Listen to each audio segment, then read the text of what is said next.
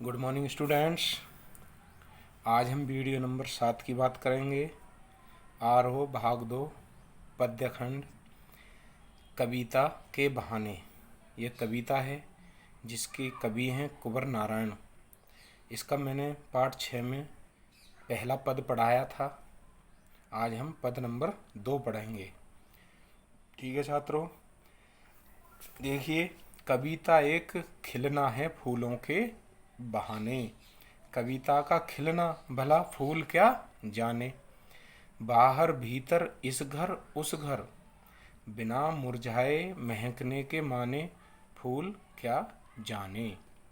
ठीक है छात्रों, अब हम इसमें बात करते हैं। कविता फूलों को खिलता देखकर खिलती है, यानी कविता जो है फूलों को खिलता देखकर खिलती है, पल्लवित होती है और पुष्पित होती है।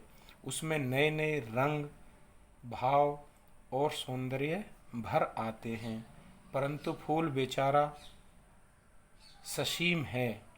वह कविता को सुगंध और सौंदर्य से तो भर देता है फूल, किंतु कविता के खिलने को नहीं समझ पाता। उसका बोध सीमित है, यानी फूल जो है एक सीमित है, उसकी खुशबू सीमित है, हर जगह नहीं जा सकती, जबकि कविता कहीं भी जा सकती है, उसका कोई सीमित क्षेत्र नहीं है।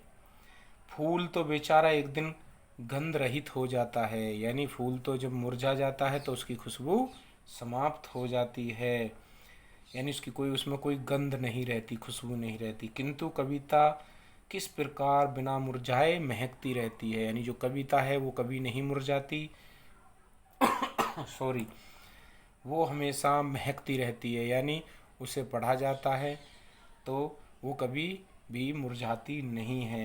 वह घर के भीतर, या लिखा ना, बाहर भीतर इस घर उस घर, वह घर के भीतर और बाहर हर घर द्वार पर अपनी भाव सुगंध बिखेरती रहती है, यानी कविता जो है हर घर में अपनी खुशबू फैलाती रहती है। इस बारे में बेचारा फूल क्या जाने, इस बारे में बेचारा फूल कुछ नहीं जान पाता। वह तो बस सुगंध से भरना और फिर एक दिन झड़ जाना, इतना ही जानता है।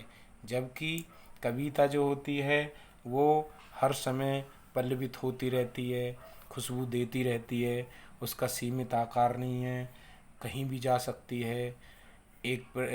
शहर, राज्य, देश, दूसरे देश, कुछ लोगों पर एक एक पढ़ेगा, 2 पढ़ेंगे, 4 पढ़ेंगे, 50 पढ़ेंगे, 100 पढ़ेंगे, इस प्रकार से वो ज़्यादातर लोगों द्वारा पढ़ी जाती है, इसलिए उसका अंत नहीं है। अब आप समझ गए होंगे कि ये जो कविता है, कविता एक खिलना है फूलों के बहाने, यानी फूलों का तो बहाना है। जैसे फूल खिलते हैं वैसे कविता का खिलना क्या है, जगह जगह, यानी खिल जाना, यानी उसको ज़्यादातर लोगों द्वारा पढ़ा जाना। ठीक है, और वो हर घर इस घर उस घर, लेकिन जो फूल होता है वो कुछ समय बाद मुरझा जाता है, जबकि कविता कभी मुरझाती नहीं है। ठीक है छात्रों, नेक्स्ट पढ़ते हैं। तीसरा, कविता एक खेल है बच्चों के बहाने। बाहर भीतर यह घर वह घर, सब घर एक कर देने के माने, बच्चा ही जाने। यहाँ पर क्या कहा गया है, देखिए कवि ने क्या कहा है।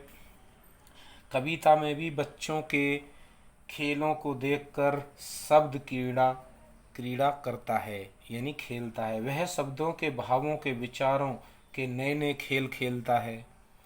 जिस प्रकार बच्चे खेलते खेलते वह कभी घर में जाते हैं, कभी बाहर भागते हैं, वे इस उस सभी घरों में समान रूप से खेल खेलते हैं। उनके मन में अपने पराये का भेदभाव नहीं रहता, वे खेल खेल में सभी को अपना बना लेते हैं। वे सब घरों को एक करके क्या कहना चाहते हैं, ये तो बच्चे ही जानते हैं, क्योंकि बच्चे की भावना हम नहीं समझ सकते। बच्चा क्या सोचकर इस घर से उस घर जा रहा है, उसकी क्या सोच है इस समय। उन्हीं बच्चों के अनुसार कवि कर्म भी एक खेल है, यानी जो कवि कर रहा है, जो कविता लिख रहा है, वो भी एक खेल है। और वो कैसा खेल है, शब्दों का खेल। कवि शब्दों के माध्यम से अपने मन के बाहरी संसार के, अपनों के, परायों के, सब घरों के मनोभावों को वाणी देता है। वह सबको समान मानकर उनकी भावनाओं को व्यक्त करता है। माने इससे हमें प्रेरणा मिलती है छात्रों कि जो कविता है उसका क्षेत्र सीमित नहीं है, जबकि वो भी एक खेल है। जैसे बच्चे छोड़ कविता कहते हैं, पढ़ते हैं, लेकिन उसका अर्थ उन्हें नहीं पता, उसी प्रकार से जो कवि एक खेल भी हो जाती है कविता। और कविता भी जैसे बच्चा इस घर से उस घर जाता है, वैसे ही कविता भी इस घर से उस घर जाती है। इस घर से उस घर का मतलब है ज़्यादा लोगों द्वारा उसको पढ़ा जाना, और उसे पढ़ने के बाद सब दूर दूर तक उससे प्रेरणा पाते हैं और अपने मनोवृत्ति में सुधार लाते हुए और अपने अंतर मन में बसाते हुए उसके अनुरूप जब कार्य करते हैं तो यहाँ पर कवि को उसका खिलने का अंदाज़ा होता है कि इसकी कविता पढ़ी जा रही है ज़्यादा लोगों द्वारा, और ज़्यादा सुधार समाज में देखने को मिल रहा है। समझ लो जैसे फूल खिलता है वैसे उस कविता का खिलना भी हो जाता है कवि की निगाहों में। ठीक है छात्रों, तो इस प्रकार से इसमें 3 पद थे। एक पद मैंने वीडियो नंबर 6 में पढ़ाया था, और पद नंबर 2 और पद नंबर 3 मैंने आज आपके सामने रखे हैं। और इसका मैंने संदर्भ, इसका व्याख्या मैंने आपके समस्त प्रस्तुत किया है। अब हम इसके प्रश्नोत्तर लेकर आएंगे आपके समक्ष। ठीक है छात्रों, तो इसको आप अच्छे प्रकार से समझ गए होंगे। 1-2 बार इस वीडियो को आप देखेंगे, वीडियो नंबर 6 और 7 को, तो इसका व्याख्या आपकी समझ में आ जाएगा। ठीक है, और जब व्याख्या समझ में आएगा तो इसके प्रश्नोत्तर जो हम आपके सामने देंगे लिखने के लिए कॉपी में, उत्तर पुस्तिका में, तो भी समझ में आएंगे। और आपके विचारों पर आधारित परीक्षा में जो प्रश्न पूछे जाएंगे, अगर आप इसको पढ़ लेंगे, समझ लेंगे, तो आप उसका उत्तर भी अपने मनोवृत्ति के अनुरूप आप उसका उत्तर लिख पाएंगे। ठीक है छात्रों, मिलते हैं नेक्स्ट वीडियो में। हाँ, मैं आपसे एक बात और कहना चाहता हूँ कि हमने जो 2 कविता पढ़ाई हैं, एक हरिवंश राय बच्चन द्वारा पहले पढ़ाई थी, तो उसका भी प्रश्नोत्तर और कविता के बहाने दोनों के प्रश्नोत्तर हम नेक्स्ट वीडियो नंबर 8 में लेकर आएंगे। दोनों पाठ कविताओं के प्रश्नोत्तर एक साथ देंगे, ज़्यादा नहीं है, ज़्यादा 10-10 प्रश्नोत्तर होंगे, उन्हें भी आप अच्छे प्रकार से याद कर लेंगे। तो ठीक है छात्रों, आपने मेरी बातों को बड़े ध्यान से सुना।